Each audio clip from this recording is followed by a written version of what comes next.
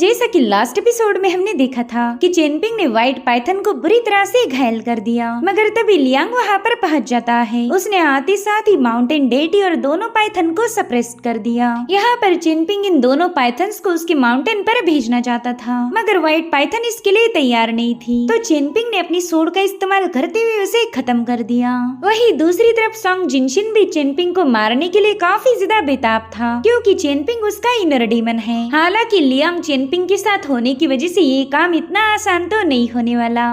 अब आगे तो इस एपिसोड की शुरुआत में हमें रेड कैंडल सिटी का एक टेम्पल दिखाया गया, जहाँ पर एक बंदा इंपीरियल डिक्री लेकर पहुंच गया था। वो कह रहा था कि 1000 मीलों के अंदर जितने भी water, mountain, earth and river deities मौजूद है, उन सब के लिए मैं एक संदेशा लाया हूँ। ये पैगाम है ग्रेट डैली डायनेस्टी के एम्परर का। 1000 मीलों तक जितने भी डेटीज मौजूद है, एम्परर चाहते हैं कि उन सब ने मिलकर चारों डायरेक्शन को सील करना है। आप सभी को एक महान तलवारबाज को मारने का हुक्म है, जिसका नाम है लियांग। वाली सेल्डर का नाम था हान शिलांग। वो कह रहा था कि अगर तुम में से कोई भी उस लियांग के सामने डर गया या फिर अपनी पावर्स को हाइड किया, तो फिर उसका अंजाम काफी ज्यादा बुरा होगा। उस पर्सन का नाम हमारी ग्रेट डैली डायनेस्टी की बुक से हटाया जाएगा, साथ ही साथ उसका टाइटल भी छीन लिया जाएगा। और उतने में हान शिलांग के हाथ में जो लैंटर्न था, उसमें से काफी स्ट्रॉन्ग एनर्जी रिलीज होती हुई स्टैचूज के अंदर समाने लगी, जिसके चलते वो स्टैचूज भी अपने असली फॉर्म में आ जाते हैं। वो कह रहे थे कि हजारों सालों पहले ग्रेट डैली डायनेस्टी को बचाने के लिए हमने अपनी जान गंवा दी, और तभी से हम डैली डायनेस्टी की ऑफरिंग को एंजॉय करते आ रहे। उन्होंने हमें किसी चीज की कोई कमी नहीं होने दी। सो अब हमें अपनी गोल्डन बॉडी ही शैटर क्यों न करनी पड़ जाए, लेकिन हम उस लियांग को जिंदा नहीं छोड़ेंगे। वो हमारे ग्रेट डैली डायनेस्टी का दुश्मन है, तो उसे अपनी गर्दन कटवानी पड़ेगी। और अब वो सभी लोग हान शिलांग को ग्रीट करने लगे, क्योंकि हान शिलांग ग्रेट डैली डायनेस्टी के राइट्स ऑफिशियल का मिनिस्ट्री था। सो गाइस, इस सोर्ड ऑफ कमिंग की दुनिया में डेटीज को भी काम पर लगाया जाता है, और ये सारे डेटीज ग्रेट डैली डायनेस्टी के अंडर कंट्रोल थे। इनफैक्ट इन सभी डेटीज के पास जो टाइटल्स है, वो भी एम्परर ने ही बहाल किए थे। वहीं पर हान शिलांग बताने लगा कि इस लियांग को खत्म करना तुम सबके लिए एक बहुत ही बड़ी अपॉर्चुनिटी है। उसे खत्म करके आप सभी लोग ढेर सारी मेरिट्स को अचीव कर पाओगे। वैसे भी हमने सदर्न रीजन में अपना इन्फ्लुएंस बढ़ाना शुरू कर दिया है, तो वहाँ पर ढेर सारी नई, बेटर और हायर पोजीशंस अवेलेबल होगी। सो अगर तुम्हें उन पोजीशंस का फायदा उठाना है, तो लियांग को मारना पड़ेगा। इतना कहते साथ ही हान शिलांग वहाँ से रवाना हो गया। वहीं पर वो सभी डेटीज उसे बता रहे थे कि हम उस लियांग को खत्म करने की अपनी तरफ से पूरी कोशिश करेंगे। अब सीन शिफ्ट होकर हम चेनपिंग और उसके साथियों को देख पाते, जो कि रेड कैंडल टाउन के सामने पहुंच चुके थे। यहाँ पर चेनपिंग बाओपिंग को बता रहा था कि एक बार हमारी शॉपिंग हो जाए, फिर मैं तुम्हारे लिए कैंडिड हॉर्स खरीदूंगा। जो सुनते साथ ही बाओपिंग काफी ज्यादा एक्साइटेड हो गई। वहीं पर लिन हुआ तो लियांग के गधे पर आराम फरमा रहा था। यहाँ पर लियांग उसे डांट रहा था कि मैं भी इस गधे पर नहीं बैठता, तो फिर तूने ये जुर्रत कैसे दिखाई। इधर लिन अपने फादर से कह रही थी कि मुझे माउंटेन स्पिरिट और डीमन से काफी ज्यादा डर लगता है, मगर ये टाउन पूरी तरह से सील होने की वजह से मुझे नहीं लगता कि यहाँ पर उनका अटैक होगा। जिस पर एल्डर जू कहने लगे कि हाँ बिल्कुल, यहाँ पर तुम एकदम आराम से रह सकती हो, मगर रेड कैंडल टाउन के गार्ड्स ने इनका रास्ता रोक लिया। तो एल्डर जू वहाँ के पहरेदार को थोड़े बहुत सिल्वर के टुकड़े देते हुए कहने लगे कि प्लीज हमें अंदर जाने दीजिए, मगर उस बंदे ने तो सिल्वर पीसेस को तुरंत ही थ्रो कर दिया। वो कह रहा था कि हाउस होल्ड रजिस्ट्री या फिर ट्रैवल परमिट के बगैर तुम्हें एंट्री नहीं मिलेगी। अब जल्दी से यहाँ से दफा हो जाओ, रास्ते को ब्लॉक करना हमारे ग्रेट डैली डायनेस्टी के रूल्स के खिलाफ है, वरना तुम्हें 20 कोड़ों की सजा मिलेगी। जिस पर एल्डर जू भी थोड़ी सी गुस्से में कहने लगे कि हमारे एंसेस्टर ने तो ये जिक्र भी नहीं किया था कि हमें यहाँ अंदर दाखिल होने के लिए हाउस होल्ड रजिस्ट्री या फिर ट्रैवल परमिट की जरूरत पड़ेगी, वरना मैं जरूर से उन डॉक्यूमेंट्स को मेरे साथ लाता। तो लिन तुरंत ही अपने फादर को समझाने लगी कि ऐसे ऑफिशियल चेक पॉइंट पर डॉक्यूमेंट्स का होना काफी ज्यादा इम्पोर्टेंट है। ग्रेट डैली डायनेस्टी के मिलिट्री ने यहाँ पर कुछ रूल्स को क्लियर किया, उसके हिसाब से रिवॉर्ड्स और पनिशमेंट दी जाती है। और तभी लियांग बिंदास होकर अंदर दाखिल हुआ। उसने उस सिपाही को कुछ डॉक्यूमेंट दिखा दिया था, साथ ही उसके हाथों में गोल्ड पीस भी थमा दिया। जो देखते साथ ही उन सिपाहियों ने लियांग को बिल्कुल भी नहीं रोका, और ये सब देखकर चेनपिंग और उसके साथी काफी ज्यादा कंफ्यूज हो गए। वहीं पर लिनहुआ लियांग के नाम से चिल्लाने लगा। वो कह रहा था कि हमें भी तुम्हारे साथ ले चलो, अगर तुमने ऐसा नहीं किया तो मैं तुम्हारे गधे को मार दूंगा। जो सुनते साथ ही वो गधा भी थोड़ा सा पैनिक हो गया। तो अब चेनपिंग सिचुएशन को हैंडल करने के लिए उन लोगों को बताने लगा कि हम ग्रेट डैली डायनेस्टी के लॉन्गचॉन काउंटी से बिलोंग करते हैं। देखो हमारे पास वहाँ का नक्शा भी है, तो प्लीज हमें बताएं कि हम हाउस होल्ड रजिस्ट्री या फिर ट्रैवल परमिट के लिए कहाँ से अप्लाई कर सकते। लेकिन वो सिपाही तो उस नक्शे को देखते ही काफी ज्यादा भड़क गया। वो कह रहा था कि ऐसे मैप तो बस एक अथॉरिटी के पास ही होने चाहिए। तो बताओ फिर तुम्हें मैप कहाँ से मिला? इतना ही नहीं, अब तो सिपाहियों ने इन्हें चारों ओर से घेर लिया था। जो देखते साथ ही एल्डर्स जो कह रहे थे कि लोग हमेशा सही बोलते कि हेल के राजा से मिलना काफी ज्यादा आसान है। मुझे ऐसा फील हो रहा कि हम थोड़ी देर में जहन्नुम में पहुँच जाएंगे। इधर ये तीनों बच्चे कह रहे थे कि हमें हेल के राजा से मिलने की कोई जल्दी नहीं, अगर जरूरत पड़ी तो हम इन सिपाहियों के साथ फाइट करेंगे। और उतने में रेड कैंडल टाउन से मास्टर चांगशेंग की वहाँ पर एंट्री हो गई। ये बंदा यहाँ की पोस्ट मास्टर की पोजीशन पर था। उन सिपाहियों से कहने लगा कि मुझे अभी भी लॉन्गचॉन काउंटी से एक लेटर मिला है, उसमें लिखा गया कि मास्टर लिनशो अपने साथियों के साथ यहाँ पर पहुँच जाएंगे तो उन्हें एंट्री दी जाए। जो सुनते साथ ही लिनशो तुरंत ही उनके सामने आ गया। तो इस तरह से चेनपिंग और उसके साथियों को रेड कैंडल टाउन में एंट्री मिल चुकी थी। साथ ही साथ मास्टर चेंगशांग ने इनके रहने का भी बंदोबस्त कर दिया। वो कह रहा था कि यहाँ के सिपाही अभी भी जंग से वापिस आए हैं, तो प्लीज उनके गुस्से को जरा सा नजरअंदाज कीजिए। साथ ही मास्टर चेंगशांग ने इन सभी को जितने भी लेटर्स आए थे वो सब मास्टर जू के हवाले कर दिए। सो ये सभी लोग अपने अपने नाम के लेटर्स कलेक्ट करने लगे। यहाँ पर बाओपिंग के नाम से 2 लेटर्स आए थे, मगर लिन हुआ को तो किसी ने कोई लेटर नहीं भेजा। जो देखते साथ ही वो बंदा मायूस हो गया। वो कह रहा था कि चेनपिंग का तो इस दुनिया में कोई नहीं, मगर उसे भी किसी ने लेटर भेजा है। पता नहीं लोग मुझे याद क्यों नहीं करते। और तब तक लियांग भी अपनी टीम के पास वापिस आ चुका था। तो लिन हुआ ने फटाफट से उसकी कुटाई करना शुरू कर दी। वो कह रहा था कि तू हमें छोड़कर चला गया, इसलिए अब मैं तेरी शादी मेरी माँ से नहीं करवाऊंगा। जिस पर लियांग कहता है कि वैसे तो मैं वापिस नहीं आने वाला था, लेकिन मुझे लगा कि मेरा सौतेला बेटा मुझे याद कर रहा होगा। वही दूसरी तरफ चेनपिंग ने भी अपने लेटर को ओपन किया, जो कि मास्टर वान की बेटी शुई ने उसे भेजा है। यहाँ पर बाओपिंग चेनपिंग को लेकर थोड़ी सी परेशान थी, क्योंकि वो जानती है कि चेनपिंग को पढ़ना लिखना नहीं आता। तो चेनपिंग उससे कहता है कि अगर लेटर का कोई वर्ड मुझे समझ नहीं आया तो मैं जरूर से तुमसे पूछ लूंगा। जो सुनते साथ ही बाओपिंग ने भी अपना खुद का लेटर पढ़ना शुरू कर दिया, जो कि उसके सेकंड ब्रदर ने भेजा था। वेल बाओपिंग के ब्रदर ने अपने लेटर में लिन का भी जिक्र किया था। तो लिन ने भी फटाफट से एक्साइटेड होकर उस लेटर को पढ़ना शुरू किया।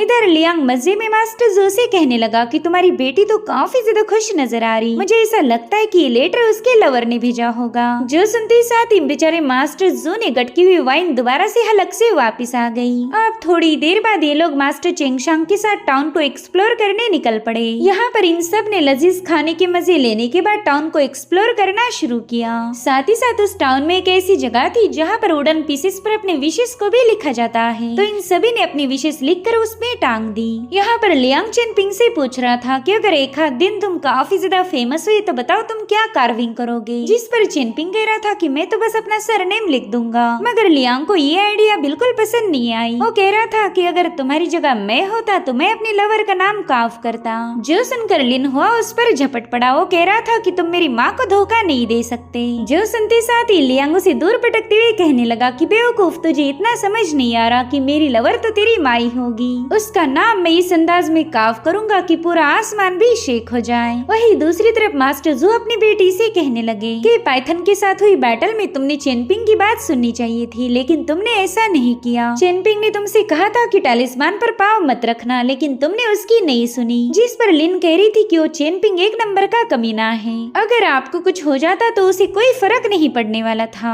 और इसी वजह से मैंने उस चेनपिंग की बात नहीं सुनी। और इतना कहते साथ ही लिन अपने फादर से नाराज होकर वहाँ से रवाना हो गई। सो मास्टर जू भी अपनी बेटी को समझाने के लिए उसके पीछे चले जाते हैं। अब बाकी बचे सभी लोग एक बुक शॉप पर पहुँच गए। वहीं पर हम उस बुक शॉप के ओनर को देख पाते हैं, जो कि बड़े ही आराम से अपनी चेयर पर बैठा हुआ था। इस बंदे का नाम है लीजिन। वो इन सभी को बता रहा था कि अपने औकात देखकर ही बुक खरीदना, क्योंकि यहाँ पर तुम्हें कोई डिस्काउंट नहीं मिलने वाला। वहीं पर चेनपिंग को भी एक बुक पसंद आया, मगर वो ज्यादा पैसे खर्च करना नहीं चाहता था। वहीं पर लिन हुआ ने भी एक बुक उठा ली, मगर वो उसे वापस रखने ही वाला था कि तभी वो बुक उसके हाथ से फिसल गई। साथ ही साथ उसमें से एक फिश आजाद होकर वहाँ से भाग चुकी थी। जो देखते साथ ही लिनजिन वहाँ से उठ खड़ा हो गया। वो लिन हुआ से कह रहा था कि अब तो तुम्हें बुक खरीदनी पड़ेगी, क्योंकि तुमने इसका नुकसान किया है। इसकी कीमत है 9 टेल्स, इसमें से 1 रुपया भी कम नहीं होगा। अब यहाँ पर चेनपिंग कोई झगड़े करना नहीं चाहता था, इसलिए उसने तुरंत ही लिन हुआ को बुक परचेस करके दे दी। तो वहाँ से बाहर आने के बाद लियांग कह रहा था कि मैं जानता हूँ तुमने अपनी बुक छोड़कर लिन हुआ के लिए खर्च किया, पता नहीं तुम हमेशा खुद की खुशियों को सैक्रिफाइस करके दूसरों के लिए इतना क्यों सोचते हो।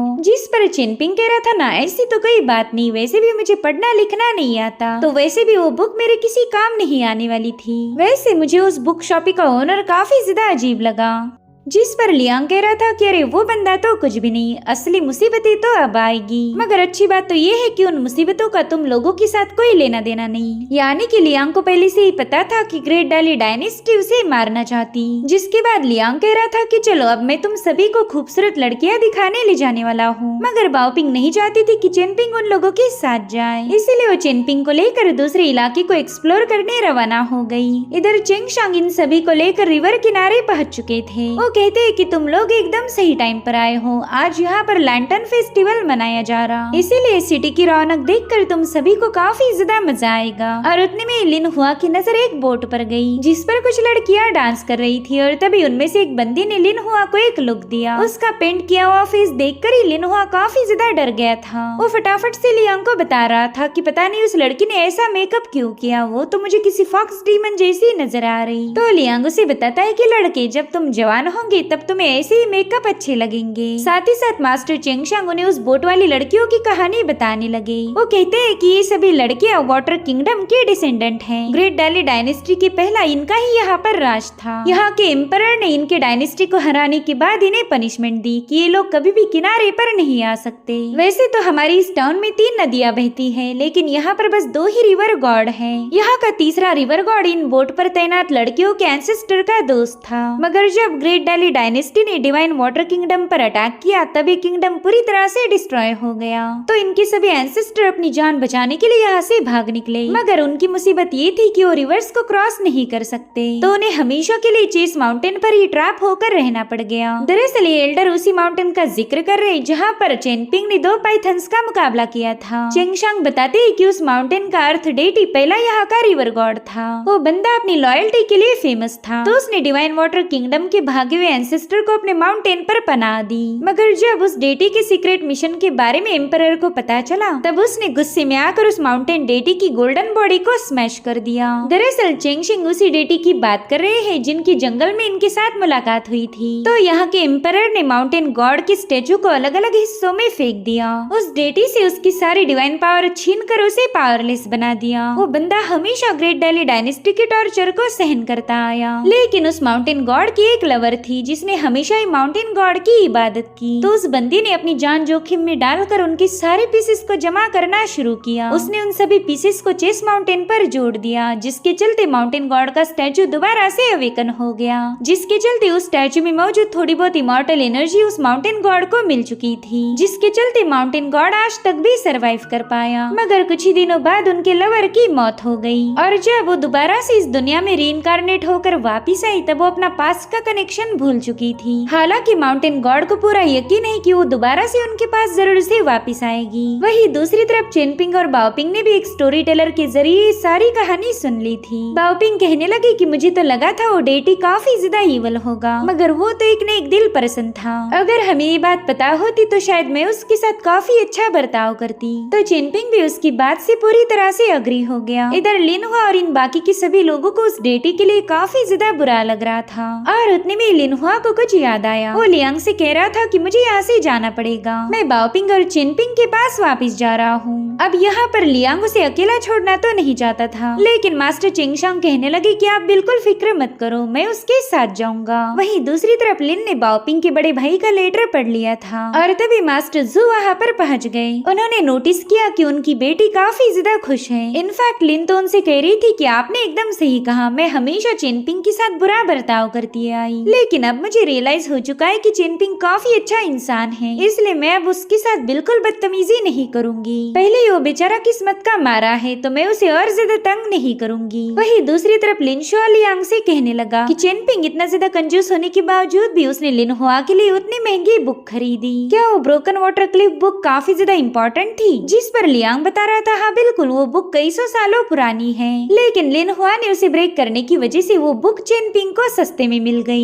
वैसे अगर चेनपिंग की कंजूसी की बात की जाए तो तुम सब पर खर्चा करने के लिए जरा भी पीछे नहीं हटता। इनफैक्ट वो तुम सब बच्चों के लिए अपनी खुशियों को सैक्रिफाइस करेगा। जिस पर लिनहुआ कह रहा था कि इस सिटी में भी चेनपिंग जैसे कई सारे गरीब लोग होंगे। कुछ लोग अपने पैसों की नुमाइश करते और कुछ के पास तो पेट भर के खाना खाने के लिए भी पैसा नहीं होता। पता नहीं हेवन ने हम सबके साथ ऐसी नाइंसाफी क्यों की होगी। जिस पर लियांग कह रहा था कि तुम हेवन पर उंगली नहीं उठा सकते, मगर हाँ तुम अपनी किस्मत को जरूर से आजमा सकते हो।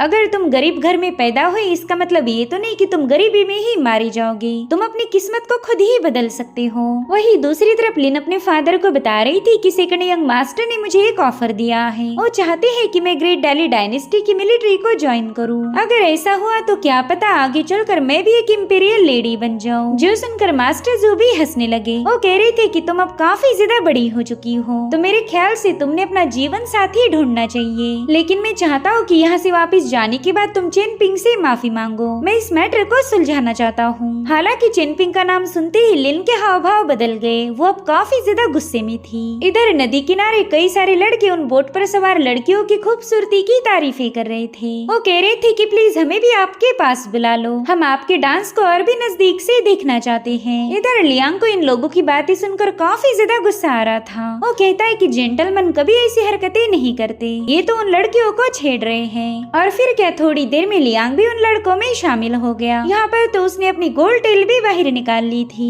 अब लियांग को वहाँ देखते साथ ही उन लड़कियों ने अपनी बोट को रोक लिया। वो बंदी लियांग से कह रही थी कि हाँ गोल्ड मुझे काफी ज्यादा पसंद है, मगर तुम मुझे बिल्कुल पसंद नहीं आए। इतना ही नहीं, उसने तो लियांग का गोल्ड भी उससे ले लिया था। उस बंदी ने तो लियांग को छोड़कर लिनहुआ को ही अपनी बोट पर इनवाइट किया। जो देख लियांग कह रहा था कि अरे इस बच्चे के पास तो कुछ भी पैसे नहीं। जिस पर बंदी कह रही थी कि इस यंग मास्टर को पैसे देने की भी कोई जरूरत नहीं, हमें तो ये लड़का काफी ज्यादा पसंद आया। हालांकि लिनहुआ ने उस बोट पर जाने से मना कर दिया। जो देख लियांगशुआ से कहने लगा कि तेरी हरकतें देखकर ही पता चल रहा कि तू आगे चलकर सिंगल ही मरने वाला है। यहाँ पर लिनहुआ उससे कहता है कि उस बंदी ने आपका नाम लेकर आपको पुकारा था, यानी कि वो आपको पहले से ही जानती है। तो लियांग कह रहा था हाँ बिल्कुल, यहाँ पर मुझे मारने के लिए काफी सारे जाल बिछा के रखे हैं, जिन्हें मैं 1 बाय 1 एक्सपोज करूंगा। और इतना कहते साथ ही लियांग उस बोट पर कूद गया। वही दूसरी तरफ बाओपिंग और लिनहुआ सबसे छुपकर बुक शॉप की तरफ रवाना हो गए। ये दोनों चेनपिंग के लिए बुक खरीदना चाहते थे, जो कि पैसों की कमी होने की वजह से चेनपिंग ने वापस रख दी थी। मगर उन दोनों ने देखा कि उस बुक शॉप से काफी स्ट्रॉन्ग इवल ऑरा रिलीज हो रही है। दरअसल मास्टर हान शिलांग उस बुक शॉप में पहुंच चुका था। वो यहाँ के ओनर लीजिन को बताने लगा कि लियांग यहाँ आकर एक किलिंग फॉर्मेशन में ट्रैप हो गया है। यहाँ से बाहर जाने वाले रूट्स ईस्ट, साउथ, वेस्ट और नॉर्थ ही सब हमने सील्ड कर दिए, तो तुम्हें उस लियांग पर कोई अटैक करने की जरूरत नहीं पड़ने वाली। तुम तो बस अपने ग्रीन फिशेस का इस्तेमाल करके उस बंदे पर नजर रखो। जिस पर लीजिन कहने लगा कि ये मिशन काफी ज्यादा इम्पोर्टेंट है और मैं ठहरा एक मामूली सा व्यापारी, तो भला मैं इस ग्रेट मिशन में क्या ही मदद कर पाऊंगा। जिस पर हान शिलांग कह रहा था कि तुम्हें बस अपनी मछलियों का इस्तेमाल करना है और उसके बदले में तुम्हें मिलेगा एक ब्राइट फ्यूचर। जिस पर जीलिन कहने लगा कि ये तुम बड़े लोगों का तूफान है, इसमें मेरी मछलियाँ किसी काम नहीं आने वाली और ना ही मुझे ब्राइट फ्यूचर की जरूरत पड़ेगी। मुझे तो बस शांति से जिंदगी को लीड करना है। जो सुनते साथ ही वहाँ पर एक और बंदा पहुँच गया। उसने बड़ी तेजी से लीजिन को चोक करना शुरू कर दिया था। वो कहता है कि चुपचाप से हमारे साथ शामिल हो जाओ और अगर तुमने गलती से भी ये इन्फॉर्मेशन लियान तक पहुँचा दी तो मैं खुद तुम्हारी गोल्डन बॉडी को शैटर कर दूंगा। मगर लिनहुआ और बाओपिंग ने उनकी सारी बातें सुन ली थी। यहाँ पर हान शिलांग कहने लगा कि लीजिन, इस मिशन की पूरा होती मैं तुम्हें वादा नहीं कर सकता कि तुम्हें रिवर गॉड की पोजीशन मिलेगी, लेकिन हमारे एम्परर तुम्हारा नाम हमेशा याद रखेंगे और यही तुम्हारे लिए एक अच्छा मौका होगा। उतने में ही लीजिन वाटर फॉर्म में तब्दील होकर उस बंदे की पकड़ से आजाद हो गया। जिसके बाद वो हान से कह रहा था कि चलो ठीक है, मैं इस मिशन में तुम्हारा साथ देने के लिए तैयार हूँ। यहाँ पर लीजिन के आसपास एक फिश अपीयर हुई, जिसे देखते साथ ही लिनहुआ काफी ज्यादा पैनिक हो गया था, तो उसे चुप कराने के चक्कर में वहाँ के रैक से एक बुक नीचे गिर गया। जो देखते साथ ही वो बंदा समझ गया था कि किसी ने उनकी बातें सुन ली है। इसलिए उस बंदे ने वहाँ पर तोड़फोड़ मचाना शुरू कर दी। मगर ये दोनों बच्चे जैसे तैसे वहीं पर छुप गए। वेल इस बंदे का नाम था लियू। वो कहने लगा कि यहाँ पर मुझे किसी की ऑरा महसूस हो रही है, शायद उस पर्सन ने हमारी बातें सुन ली होगी। जिस पर हान शिलांग कहने लगा कि अब इससे कोई फर्क नहीं पड़ने वाला, हमने ऑलरेडी जाल बिछा दिया है, इसलिए अब हम लोग बिल्कुल पीछे नहीं हट सकते। जिसके बाद वो दोनों वहाँ से रवाना हो गए। इधर लीजिन ने इन दोनों बच्चों की ऑरा को छुपाने में इनकी मदद की थी, साथ ही साथ उसकी ब्राइट फिशेस लियांग की तलाश में रवाना हो गई। वही दूसरी तरफ हमें कई सारे वॉरियर्स दिखाए जाते हैं जो कि अलग अलग लोकेशन पर तैनात होकर लियांग का इंतजार कर रहे थे। इधर टेम्पल के सभी डेटीज ने भी अपनी पावर्स को मर्ज करते हुए उस पूरे टाउन को सील्ड कर दिया, यानी कि लियांग को खत्म करने के लिए यहाँ पर पूरी तैयारी हो चुकी थी। मगर लियांग को इससे कोई फर्क नहीं पड़ता, वो तो बोट पर मजे से शराब पी रहा था और उतने में अचानक से उसने अपनी प्याली को नीचे पटकते हुए उस बंदे को अंदर बुला लिया। वो कह रहा था कि मैं जानता हूँ तुम न जाने कब से ही मुझ पर नजर रखे हुए हो।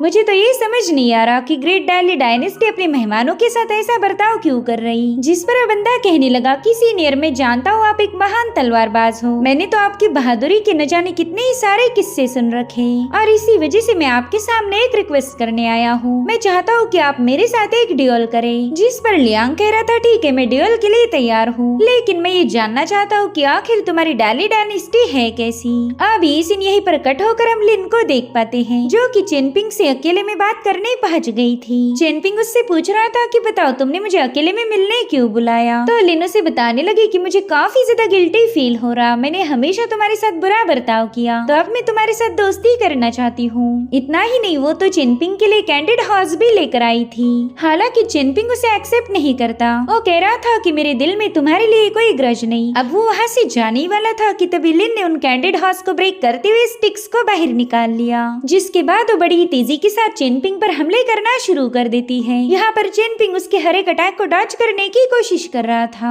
और फिर चेनपिंग ने भी अपनी पावर्स का इस्तेमाल करते हुए उस बंदी को दबोच लिया। उसने लिन की स्टिक को उसी पर पॉइंट कर दिया, जो देखते साथ ही वो बंदी घबराती हुई कहने लगी कि चेनपिंग मैं तो बस तुम्हारे साथ मजाक कर रही थी। इसलिए चेनपिंग ने उसे गुस्से में आकर दूर पुश कर दिया, मगर तब तक लिन ने वहाँ से एक स्टिक दोबारा से उठा ली थी और फिर उसने एक बार फिर से चेनपिंग पर हमले करना शुरू कर दिए। यहाँ पर चेनपिंग के चेहरे पर भी चोट लग गई थी, जो देख चेनपिंग ने भी गुस्से में आकर उस बंदी पर एक जोरदार पंच हिट करते हुए उसे काफी दूर पटक दिया। यहाँ पर चेनपिंग उससे कहता है कि मैं पहले से ही जानता था कि तुम मेरे साथ कभी प्यार से बात नहीं करोगी, मगर मुझे इस बात की उम्मीद नहीं थी कि तुम मुझे मारना चाहती हो। जिस पर लिन गुस्से में कहने लगी कि उस माउंटेन पर ही मैंने तुम्हारी पावर्स को विटनेस किया था, मैं तो उसी दिन समझ गई थी कि मैं तुम्हारी जितनी पावरफुल नहीं बन सकती। तो चेनपिंग उससे कहने लगा कि अगर मैं तुमसे ज्यादा पावरफुल हूँ इसमें मेरी कोई गलती नहीं, सिर्फ एक मामूली सी बात को लेकर भला तुमने मुझे मारने की कोशिश क्यों की होगी। जिस पर लिन बताने लगी कि मुझे सेकंड मास्टर का लेटर मिला,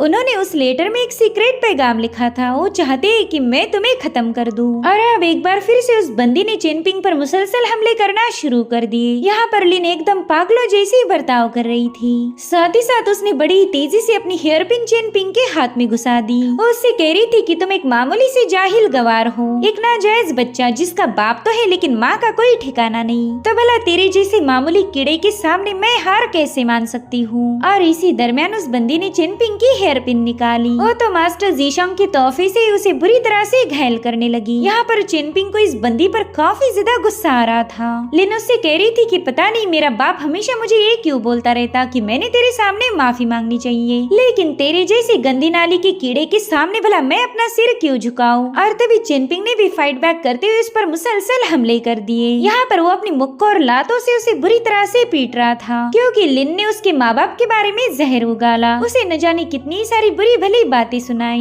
यहाँ पर चेनपिंग ने किए हुए कुछ ही हमलों में वो बंदी बुरी तरह से घायल हो गई। साथ ही साथ चेनपिंग ने अपनी हेयर पिन दोबारा से अपनी बालों में लगा ली और अब वो लिन को चोक करते हुए उसकी और धुलाई करने वाला था कि तभी लिन उससे कहने लगी कि काश तुम उसी दिन उस एप के हाथों मारे जाते। मैं तुमसे हद से ज्यादा नफरत करती हूँ, तुम्हारा सड़ा हुआ चेहरा मुझे बिल्कुल बिल्कुल भी पसंद नहीं। मगर इतना सब होने के बावजूद भी चेनपिंग ने उस पर अटैक नहीं किया। वो कह रहा था कि तुम बाओपिंग की सर्वेंट हो और इसी वजह से मैंने आज तुम्हें जिंदा छोड़ दिया, वरना तुम थोड़ी देर पहले ही मारी जाती। मगर अभी भी लिन का मुंह बंद होने का नाम नहीं लेता। वो चेनपिंग से कह रही थी कि तू एक गटर का चूहा है, इसलिए अपनी गंदी जुबान से हमारी मिस का नाम मत ले। मगर चेनपिंग उसकी बातों पर तवज्जो नहीं देता। वो कह रहा था कि मैं जानता हूँ तुम मुझे उकसाने की कोशिश कर रही ताकि तुम्हारे फादर मेरे खिलाफ हो जाए। और तब तक लिन का फादर यानी कि मिस्टर जू वहाँ पर पहुँच चुके थे। वो अपनी बेटी को डांटते हुए कहने लगे कि तुमने चेनपिंग के साथ ऐसा क्यों किया, जिस पर लिन कह रही थी कि फादर जल्दी से इस बंदे को मार दीजिए। अगर इस चेनपिंग ने बाओपिंग को बता दिया कि मैंने इस पर अटैक किया था तो बाओपिंग अपनी पावरफुल ऑरा से मुझे खत्म कर देगी, और अगर वो मुझे मारने में कामयाब भी नहीं हुई तो वो मेरी कल्टीवेशन को डिस्ट्रॉय कर देगी। प्लीज फादर, मैं आपके सामने रहम की भीख मांगती हूँ, उस लियांग की यहाँ आने से पहले इस बंदे को खत्म कर दीजिए। लेकिन एल्डर जू से कह रहे थे कि जल्दी से चेनपिंग के सामने माफी मांगो। मगर वो जिद्दी लिन अपने बाप की एक नहीं सुनती। उसने अपनी हेयर पिन को सीधे अपने गले पर लगा लिया। वो कह रही थी कि अगर आपने मेरी बात नहीं मानी तो मैं खुद की जान ले लूंगी।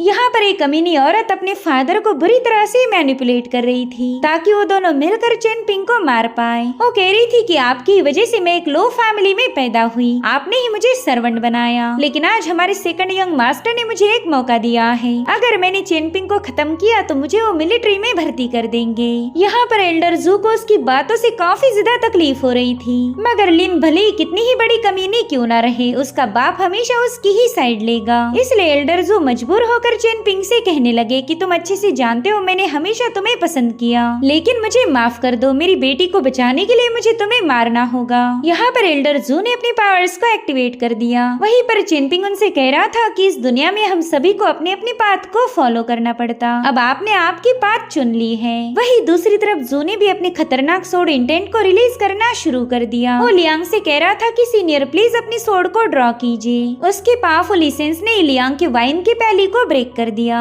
और अब यहाँ पर उस बंदे ने बड़े गुस्से में आकर अपनी सोड को म्यान से बाहर निकाल लिया, जिससे वहाँ पर स्पिरिचुअल एसेंस का एक जोरदार धमाका हो गया था। और तभी उस किलिंग इंटेंट को सप्रेस करने के लिए एक एनर्जी वहाँ पर फ्लो होने लगी। उस खतरनाक एनर्जी ने तो वहाँ की चट्टानों को भी ब्रेक कर दिया था। दरअसल ये एनर्जी रिलीज हुई थी लियांग की बाम्बू सोड से। पहले मिस्टीरियस बंदा उनकी सोड उनसे छीनना चाहता था, मगर लियांग उसे पीछे पुश करते हुए कहने लगे कि बच्चे तू मेरी हकीकत नहीं जानता, अगर मैं चाहता तो तुझे कब का ही खत्म कर देता, लेकिन फिलहाल मेरा ध्यान किसी और की तरफ है। दरअसल यहाँ पर लियांग चेनपिंग पर नजर रखे हुए था। चेनपिंग की बॉडी से बहुत ही भयानक सोड एनर्जी रिलीज हो रही थी, जो देखते साथ ही एल्डर जू और लिन के तो होश ही उड़ गए। और अब चेनपिंग अपना हाथ आगे बढ़ाते हुए कहने लगा कि एल्डर जू आपने मुझे खत्म करने का डिसीजन ले लिया है, इसलिए अब अटैक करने की बारी मेरी होगी। और फिर चेनपिंग ने बड़े कुल अंदाज में चिल्लाते हुए अपनी सोड को समन किया। वो कह रहा था सोड चल आजा, और इसी के साथ एपिसोड यहीं पर एंड हो जाता